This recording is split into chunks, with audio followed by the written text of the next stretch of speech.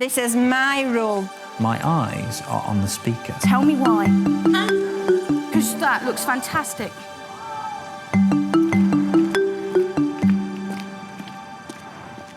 Excellent. So if you go and go to table 6.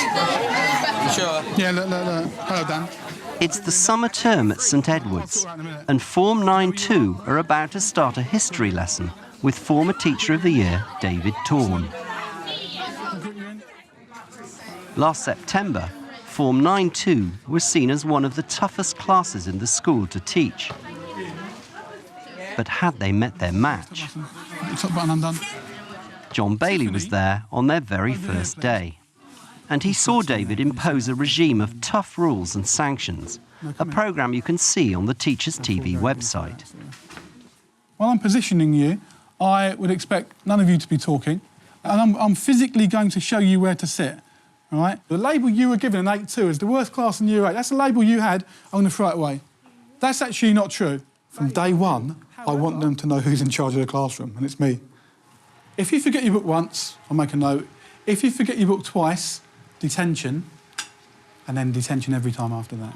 I do not press the reset button. For an academic lesson, I would appreciate it if you remained in your seat. OK? So far, any unreasonable things? No. OK, thank you. But has David's tough love approach had the desired effect? 9 months later, Bayley is back to find the challenging behaviour gone. So what exactly has David Torn done to turn 9-2 around? All that framework for behaviour is there, and look, I see the bags on the floor. And so all the stuff that you might have had to nag them about when we first came across them, that's gone. They've learned how to come in and work with each other, I suppose, and the expectation of settling down is there. It's taken a long time to get there. Yeah, OK, but they're coming along. Let's have your attention, guys. Now their behaviour is sorted, David's main aim is to develop the students' conversational skills. You've put a lot of hard work into the Holocaust, and this is effectively our last lesson on the Holocaust. Big thing you've been doing recently is really looking at the idea of interpretation. Was Hitler solely responsible for the Holocaust? How far was he responsible? And the skill of interpretation in history is not necessarily a very easy one. It's a high-level skill. Okay? What I'm aiming to do today by the end of the lesson, or aiming to complement really, is to develop your ability to argue. What I like about this objective is the objective separates the skill from the context. So we're saying, OK, what we're doing this lesson is going to make you better arguers, and the context in which we're doing it is using our knowledge of the Holocaust. Right. Is that the way you like setting objectives? It is, because I would like them to be able to transfer that skill. There are times you've got to do specifically history objectives, but the more global, the better. So generally, that's what I do. Sam, can you stand up, please? And I want the rest of you to really support him. 1 minute without stopping, please. Simply the Holocaust. Holocaust was decided the Wannsee Conference, and it was the final solution, decided to exterminate any Jew they could get their hands on. Really cruel what they did. They built concentration camps, work camps, and Jews were mistreated, anti-Semitic behaviour, kicked, punched, and sent to death if they weren't worthy of work. But I don't think Hitler's completely responsible for the Holocaust, because other people have done such. So, yeah. OK, excellent. Round of applause, please. Really, because I'll tell you why. Starting off is very, very hard. You know, I've just put him on the spot, and he's actually done very well. This is powerful and dramatic. First of all, just why are you doing it? The class you've got there are a class that don't always necessarily encourage each other. This is a powerful way of getting them to support him, but also getting him involved in an exposition where he's on his own and he's having to think and use his initiative and think about what he's learnt. It's a bit of a risk in a sense, so it's really an icebreaker, but it's also an attempt to begin a conversation, I suppose. OK, you're encouraging independence, you're encouraging concentration, the other children are listening and learning. I think you're kind of sending a message that this is a bit edgy, this room, because any moment you might stand up and be asked to do some stuff. Yeah. What's the purpose of me doing this? Why am I asking you to say, right, give me that talking in 1 minute Let's see, Tiffany, why do you think I'm doing that? See how much we know. OK, so it's a test on knowledge, perhaps. What else do you think? We've learnt over the weeks. OK, see what you learned. Consolidate your knowledge. Anything else? Is it just for tests? Is it just for knowledge? What was actually... Yeah, Adam. Your speaking skills. Excellent. Tell me a bit more. Really good. A bit more. How to present yourself, how to think on the spot and stuff like that. Fantastic. Your ability to argue, right, and extend that, what we call exposition. When you said, tell me a bit more, give me a bit more, and I notice you habitually doing that at the end of student presentations. Yeah. What's good about asking questions in that way? If you just accept what they've said, that's fine, but they're often going to only give you what they expect that you want. So you're stretching that kind of exposition, if you like. You're looking to get them to reach their potential for that question. If you were going to give me some advice on how long I should wait after a student's done the first go at a question, what would your answer be? Well, I think you should have a little rhyme in your head. 1, 2, 3, 4. I've got to learn to wait some more. 5, 6, 7, 8. I'm going to let the blighters wait. Very good. And then answer. OK, and we can put in stuff like take your time, ask a friend, but I think there's a bit more to come. Yeah, OK. OK, that's really good. First of all, you're going to need to get in pairs. We're going to play a game of what's called history tennis. One person's going to be A and one's going to be B, OK? A is going to argue that Hitler was responsible for the Holocaust. And A will need to come up with as many reasons, once again, without their notes. After a minute, B will then respond, but B will talk about all the other factors, Nazi soldiers, German people, allies, etc. And the idea behind this is to see, once again, to stretch you even more now, to think, can you keep an argument going, but also, can you listen to an argument and can you respond? OK, where you go, please. Hitler wouldn't have been able to done what he done without the Nazi leaders and the teachers showing the race studies.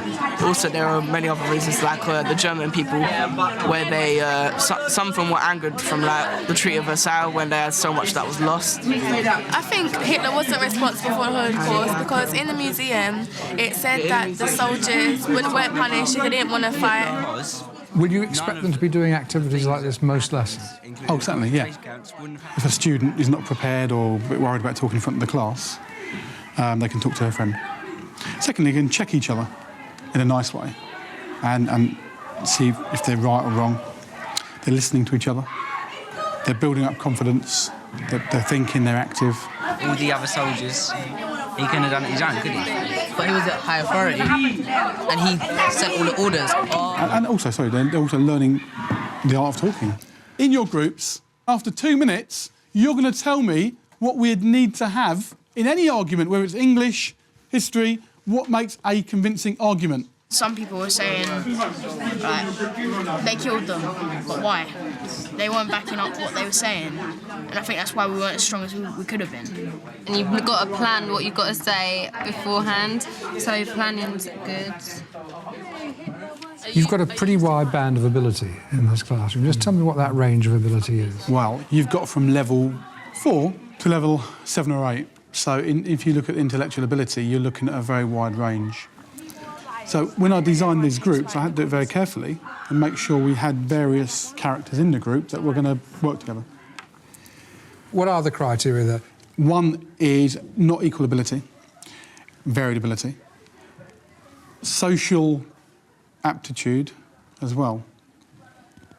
If you're getting all friends together that you're guaranteed they're not going to work, there's no point in putting them in a group. So people that are confident to talk and people that are not confident to talk, which need to be differentiated for as well. You are collectively going to give Letitia what we call the criteria, i.e. the rules for success of a convincing argument. Now, I've started you off, so if Letitia, you write down a very clear point. Letitia, I want you to take control. I want you to choose hands. No, shh, shh. You can't really know what you're doing if you don't plan it first, like beforehand. Just like footballers, like they need to like practice. They can't be just like do it on the day. So you have, that's really good. You have, today I'm very impressed with you. You have to have a clear strategy. You've got to know what you're going to argue, yeah?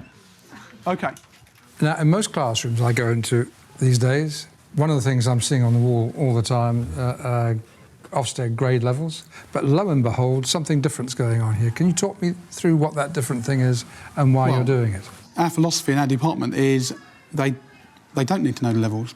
It's far more worthwhile that they know what to do and how to improve precisely, and then they can demonstrate they can do it, than to say, I'm a level 5.7 on Monday and by Wednesday I'll be a level 5.8, because it means absolutely nothing.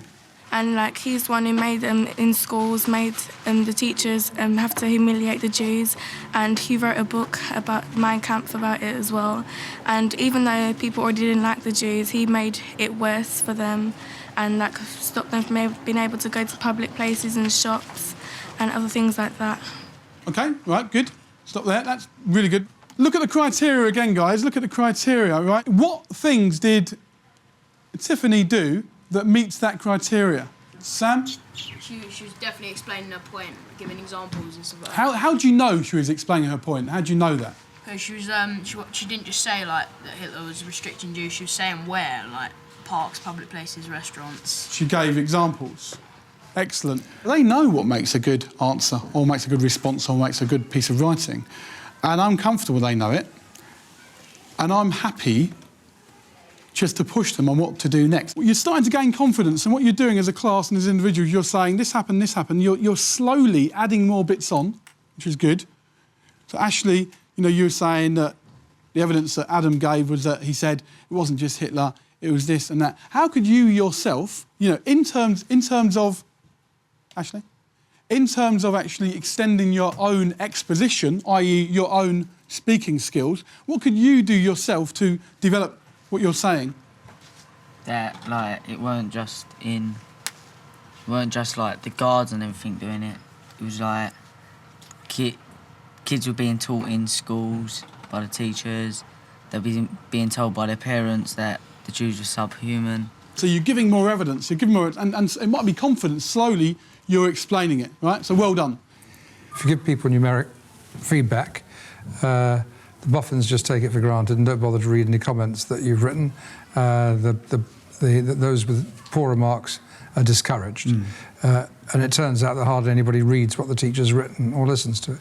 But if you give verbal feedback or written feedback, it's as though you're having a discussion with the child and about how to improve and what to do next. Georgina, all year you've worked fantastically, and I mean that. You've been a star. If you do all these things, what is the reward that you get? Good grades. You could get good grades. You will do well at school. What else are you going to get out of this? Adam, last word? It helps you out everywhere. It's just basic life skills. OK, excellent. If you want to do well, you have to develop the skills and the ability, according to the criteria, not just for exam grades, but to be the best that you can.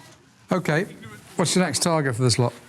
My next target for these lot is to up their ambition and realising they can be the best. At the start, they were proud of underachieving and proud of being labelled in a negative fashion. It's taken a very long time and a really lot of hard work. They're now gradually being proud of being labelled a good class and doing well. And so the sense of pride is there and the sense of wanting to achieve is there.